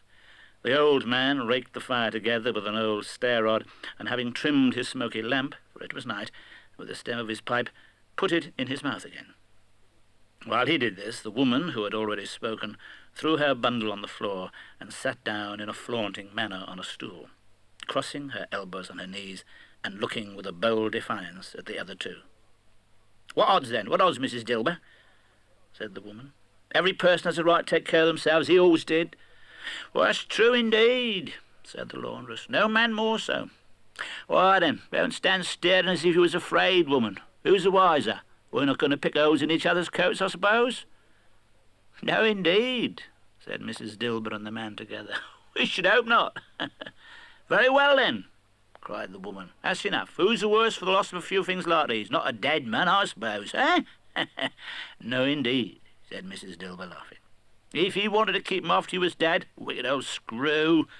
Why wasn't he natural in his lifetime? If he had been, he'd have had somebody to look after him when he was struck with death, instead of lying gasping out of his last, there all alone by himself." "Yes, it's the truest word ever was spoke," said Mrs. Dilber. "It's a judgment on him." "Phew, I wish it was a little heavier judgment, and it should have been. You may depend upon it, if I could have laid my hands on anything else. Open the bundle, old Joe, and let me know the value of it. Come on, speak out plain. I'm not afraid to be the first, nor afraid for them to see it. We knew pretty well we were helping ourselves before we met here, I believe. It's no sin. Open the bundle, Joe."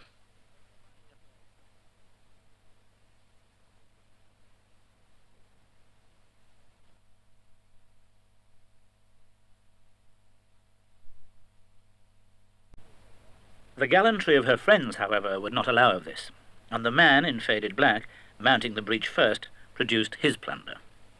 It was not extensive. A seal or two, a pencil case, a pair of sleeve buttons, and a brooch of no great value were all. They were severally examined and appraised by old Joe, who chalked the sums he was disposed to give for each upon the wall, and added them up into a total when he found there was nothing more to come. "Oh, that's your account," said Joe, "and I wouldn't give another sixpence if I was to be boiled for not doing it. Who's next?" Mrs. Dilber was next. Sheets and towels, a little wearing apparel, 2 old-fashioned silver teaspoons, a pair of sugar tongs, and a few boots. Her account was stated on the wall in the same manner. "I always give too much to ladies. It's a weakness of mine, and that's the way I ruin myself," said old Joe. "That's your account.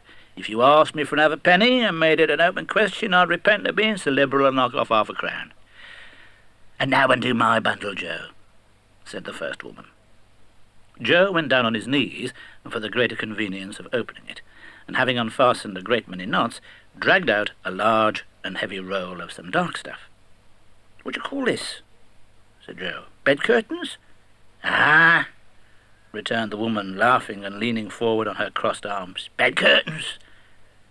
"You don't mean to say you took 'em down, rings and all, with him lying there?" "Yes, I do. Why not?" "Oh, you were born to make your fortune," said Joe, "and you'll certainly do it." "Well, I certainly shan't hold my hand when I can get anything in it by reaching it out, for the sake of such a man as he was, I promise you, Joe," returned the woman coolly. "Now, don't drop that oil upon the blankets now." "His blankets?" asked Joe. "Whose else did you think? He isn't likely to take COVID out of him, I dare say." "I hope he didn't die of anything catching, eh?" said old Joe, stopping in his work and looking up. "Ah, don't you be afraid of that. I ain't so fond of his company that I'd loiter about him for such things if he did. Now, you may look through that shirt till your eyes ache, but you won't find a hole in it nor a threadbare place. It's the best he had, and a fine one too. Phew, they'd have wasted it if it hadn't been for me." "What do you call wasting of it?" asked old Joe. "But putting it on and to be buried in, to be sure," replied the woman with a laugh. "Somebody was fool enough to do it. But I took it off again. If calico ain't enough for such a purpose, it isn't good enough for anything. It's quite as becoming to the body. He can't look uglier than he did in that one." Scrooge listened to this dialogue in horror. As they sat, grouped about their spoil, in the scanty light afforded by the old man's lamp, he viewed them with a detestation and disgust which could hardly have been greater though they had been obscene demons marketing the corpse itself. Laughed the same woman when old Joe, producing a flannel bag with money in it, told out their several gains upon the ground. "This is the end of it, you see. He frightened everyone away from him when he was alive, to profit us when he was dead, eh? Oh, Spirit, said Scrooge, shuddering from head to foot. I see. The case of this unhappy man might be my own. My life tends that way now. Oh, merciful heaven, what is this? He recoiled in terror, for the scene had changed. And now he almost touched a bed, a bare, uncurtained bed, on which, beneath a ragged sheet, there lay a something covered up, which, though it was dumb, announced itself in awful language. The room was very dark, too dark to be observed with any accuracy, though Scrooge glanced round it in obedience to a secret impulse, anxious to know what kind of room it was. A pale light rising in the outer air fell straight upon the bed, and on it, plundered and bereft, unwatched, unwept, uncared for, was the body of a man. Scrooge glanced towards the phantom. Its steady hand was pointed to the head. The cover was so carelessly adjusted that the slightest raising of it, the motion of a finger upon Scrooge's part, would have disclosed the face. He thought of it, felt how easy it would be to do, and longed to do it, but had no more power to withdraw the veil than to dismiss the spectre at his side. The phantom spread its dark robe before him for a moment, like a wing.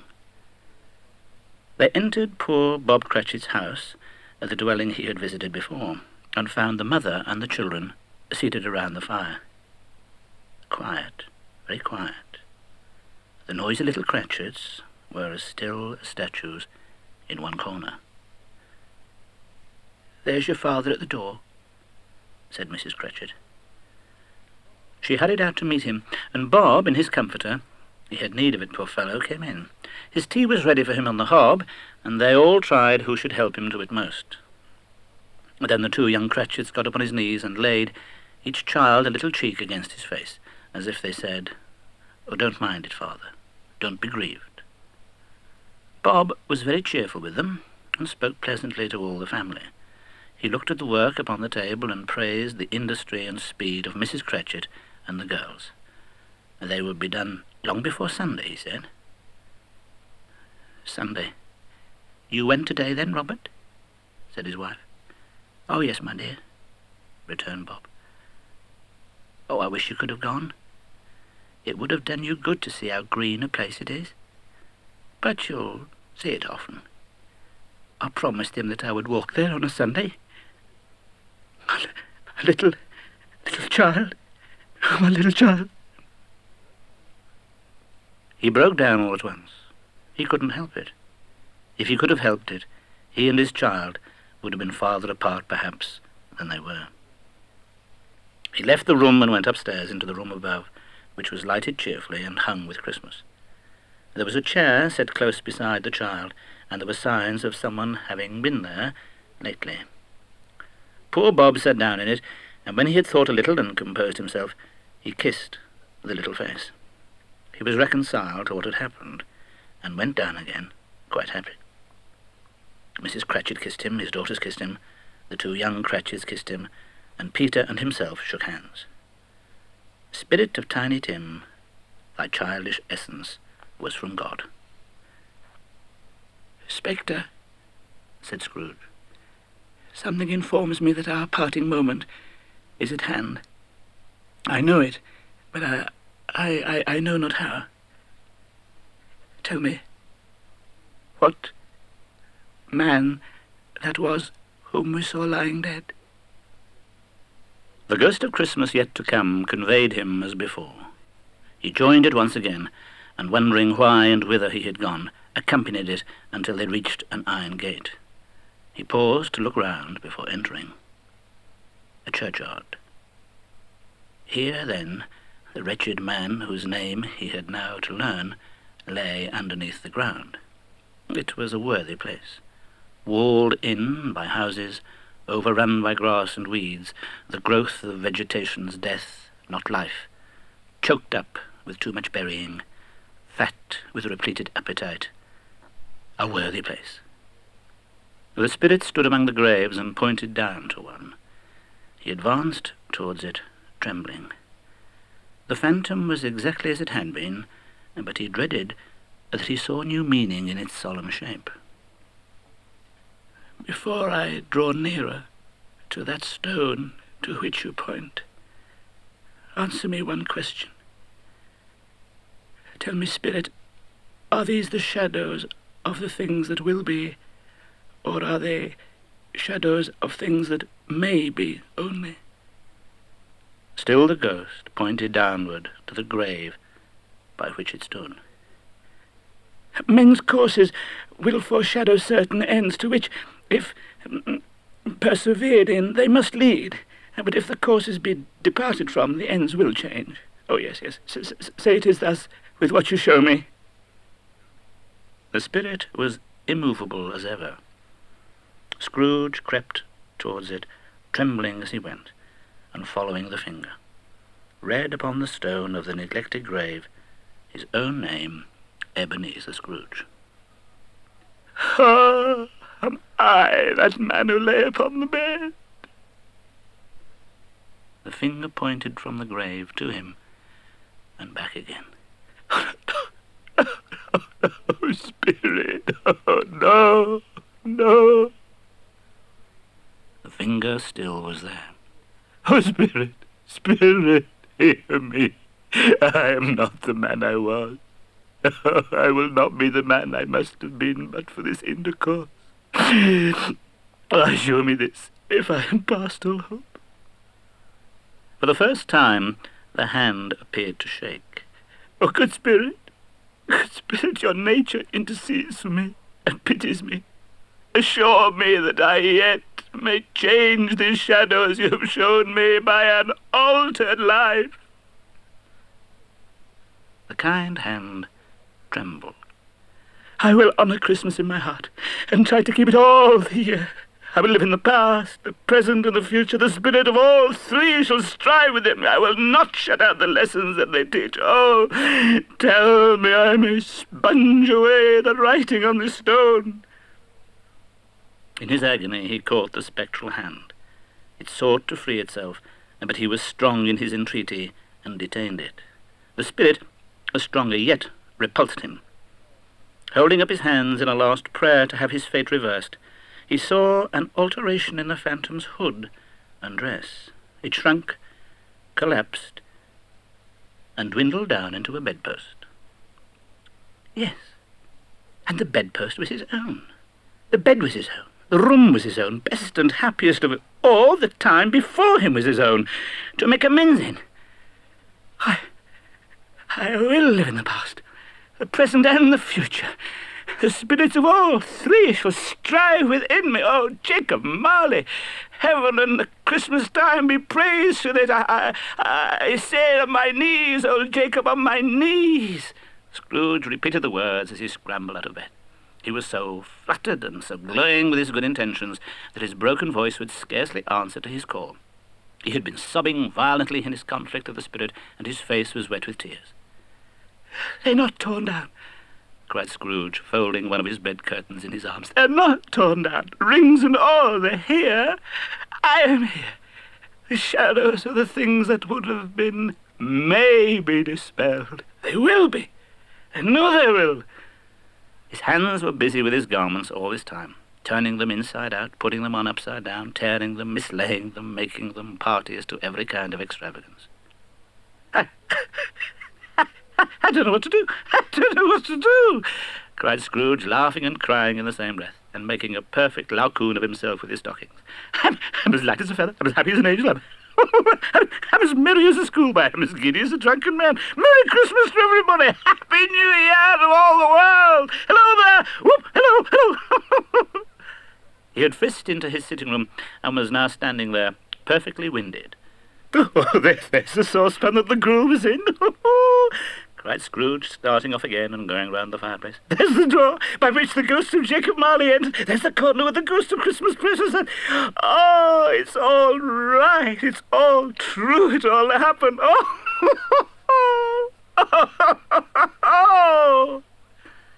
Really, for a man who had been out of practice for so many years, it was a splendid laugh, a most illustrious laugh, the father of a long, long line of brilliant laughs. I don't know what day of the month it is. I don't know how long I've been among the spirits. I don't know anything. I'm quite a baby. Never mind, I don't care. I'd rather be a baby. Hello, hello, oh, oh, hello there. Hello, hello.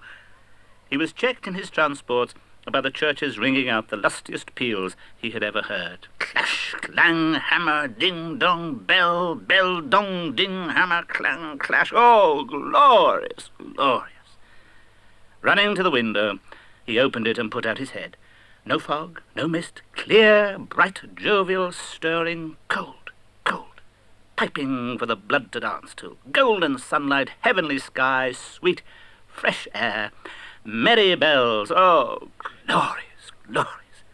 Hey, what's today? Cried Scrooge, calling downward to a boy in Sunday clothes, who perhaps had loitered in to look about him. Aye? Returned the boy with all his might of wonder. What's today, my fine fellow? Today? Why, it's Christmas Day. It's Christmas Day. It's Christmas. Oh, I haven't missed it. I haven't missed it. The spirits have done it all in one night. Oh, they can do anything they like. Of course they can. Of course they can. Hello, my fine fellow. Hello. Timmy, do you know the poulterers in the next street but one, at the corner? Oh, she don't mind it. Oh, intelligent boy, remarkable boy, remarkable. Timmy, do you know whether they've sold the prize turkey that was hanging up there? Not the little prize turkey, the big one. Oh, the one as big as me? What a delightful boy. It's a pleasure to talk to him. Yes, my buck. He's hanging there now. Is it? Go and buy it.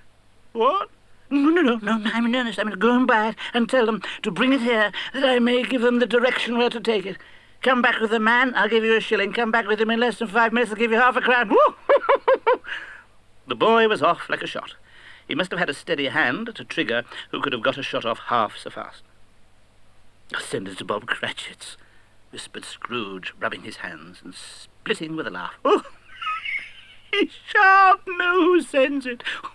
It's twice the size of Tiny Tim. The hand in which he wrote the address was not a steady one, but write it he did somehow and went downstairs to open the street door, ready for the coming of the poulterer's man. As he stood there waiting his arrival, the knocker caught his eye. Oh, I shall love it as long as I live, cried Scrooge, patting it with his hand. I scarcely ever looked at it before. Oh, what an honest expression it has in its face. It's a wonderful knocker. Oh, here's the turkey. Oh, hello. How are you? Oh, Merry Christmas. It was a turkey. He could never have stood upon his legs, that bird. He would have snapped them short off in a minute, like sticks of sealing wax. It's impossible to carry that to Camden Town, said Scrooge. You must have a cab. The chuckle with which he said this, and the chuckle with which he paid for the turkey, and the chuckle with which he paid for the cab, and the chuckle with which he recompensed the boy, only to be exceeded by the chuckle with which he sat down breathless in his chair again, and chuckled till he cried. He dressed himself all in his best, and at last got out into the streets. The people were by this time pouring forth, as he had seen them with the ghost of Christmas present, and walking with his hands behind him, Scrooge regarded every one of them with a delighted smile. He looked so irresistibly pleasant, in a word, that 3 or 4 good-humoured fellows said, "Good morning, sir. Merry Christmas to you." And Scrooge said often afterwards that of all the blithe sounds he had ever heard, those were the blithest in his ears. He had not gone far when, coming on towards him, he beheld the portly gentleman who had walked into his counting-house the day before, and said, "Scrooge and Marley's, I believe?" It sent a pang across his heart to think how this old gentleman would look upon him when they met. But he knew what path lay straight before him, and he took it. "My dear sir," said Scrooge, quickening his pace, and taking the old gentleman by both his hands. "How do you do? I hope you succeeded yesterday. It was very kind of you. A Merry Christmas to you, sir." "Mr. Scrooge?" Yes. That is my name, and I fear it may not be pleasant to you. Allow me to ask your pardon. And will you have the goodness—" And here Scrooge whispered in his ear. Oh, Lord bless me, cried the gentleman, as if his breath were taken away. My dear Mr. Scrooge, are you serious? If you please, not a farthing less. A great many back payments are included in it, I assure you. Will you do me that favour? My dear sir, said the other, shaking hands with him, I don't know what to say to such Don't say anything, please, retorted Scrooge. Come and see me. Will you please come and see me? I will, cried the old gentleman, and it was clear he meant to do it. Thank you. I'm much obliged to you. I thank you 50 times. God bless you. He went to church and walked about the streets, and watched the people hurrying to and fro, and patted children on the head, and questioned beggars, and looked down into the kitchens of houses and up to the windows, and found that everything could yield him pleasure. He had never dreamed that any walk, that anything, could give him so much happiness. In the afternoon he turned his steps towards his nephew's house. He passed the door a dozen times before he had the courage to go up and knock, but he made a dash and did it. Is your master at home, my dear? Said Scrooge to the girl. Nice girl, very. Yes, sir. Where is he, my love? He's in the dining room, sir, along with the mistress. I'll show you upstairs, if you please. Oh, thank you. He knows me, said Scrooge, with his hand already on the dining room lock. I'll go in here, my dear. He turned it gently and sidled his face in round the door. They were looking at the table, which was spread out in great array, for these young housekeepers are always nervous on such points, and like to see that everything is right. Fred, said Scrooge. Why, bless my soul! Who's that? Cried Fred. It's I, your Uncle Scrooge. I've come to dinner. Will you let me in, Fred? Let him in. It is a mercy he didn't shake his arm off. He was at home in 5 minutes. Nothing could be heartier. Wonderful party, wonderful games, wonderful unanimity, wonderful happiness. But he was early at the office next morning. Oh, he was early there. If he could only be there first and catch Bob Cratchit coming late. That was the thing he had set his heart upon. And he did it. Yes, he did. The clock struck 9. No Bob. 1:15. No Bob. He was full 18 minutes and a half behind his time. Scrooge sat with his door wide open that he might see him come into the tank. His hat was off before he opened the door, his comforter too. He was on his stool in a jiffy, driving away with his pen as if he were trying to overtake 9 o'clock. "Hello," growled Scrooge in his accustomed voice, as near as he could feign it. "Now, what do you mean by coming here this time of day?" I'm very sorry, sir," said Bob. I am behind my time." "You are? I should think you are. Step this way, sir, if you please." It's only once a year, sir," pleaded Bob, appearing from the tank. It shall not be repeated. I was making rather merry yesterday, sir." "Now, I'll tell you what, my friend. I am not going to stand this sort of thing any longer. And therefore," he continued, leaping from his stool and giving Bob such a dig in the waistcoat that he staggered back into the tank again, "and therefore, I am about to raise your salary." Woo!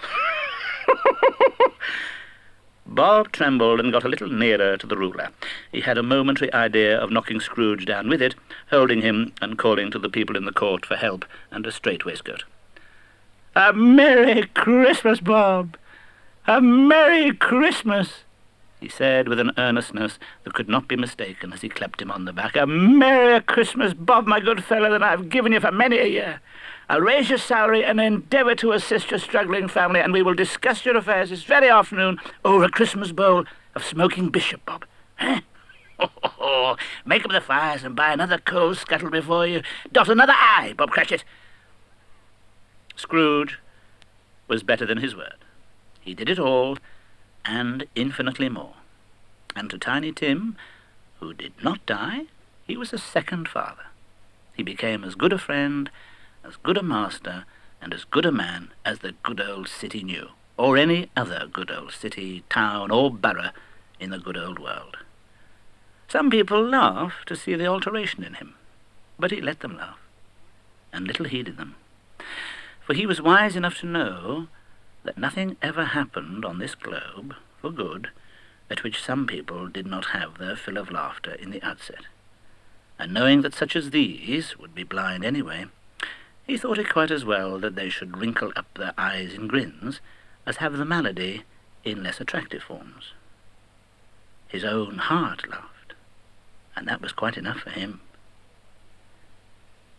He had no further intercourse with spirits, but lived upon the total abstinence principle ever afterwards, and it was always said of him that he knew how to keep Christmas well, if any man alive possessed the knowledge. May that be truly said of us, and all of us. And so, as Tiny Tim observed, God bless us, every one.